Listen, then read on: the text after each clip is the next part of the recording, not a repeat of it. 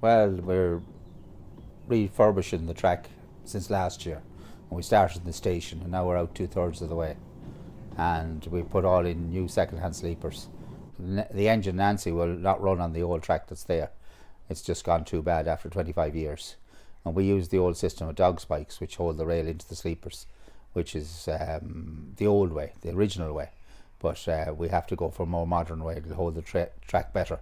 So we're taking all the old dog spikes out and replacing them all with track screws and clips.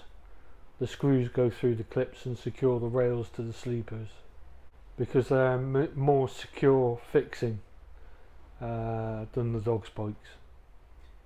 The track at the end of the line is overgrown completely, so what we've got to do is use the strimmer on it first and cut down the grass, and then the grass is growing on top of the stone, and then we knock out the rails, and then we use the ballast fork to rake the grass and the weeds out of the stone.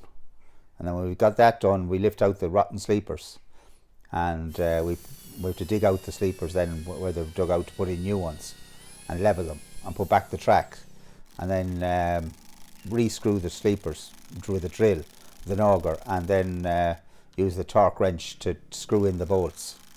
And it takes about 2 or 3 of us at least to work at this. We're out of bolts at the minute. We used our last bolts yesterday, so we've 2/3 of the line done. That will allow us to replace any rails that we deem to need replacing on the main running line, and it will also allow us to construct a passing loop at Dromod station end and also out at the end of the line at Clune Colliery. And we need to run around loops for the steam engine. When it comes off, the train comes into the station, you're able to take it off and run around the train and back the train back into the station and take your passenger load. And when you go to the other end, you do the same. You run around the train and back in again. It means the driver is always at the front of the train, or the engine is always at the front of the train.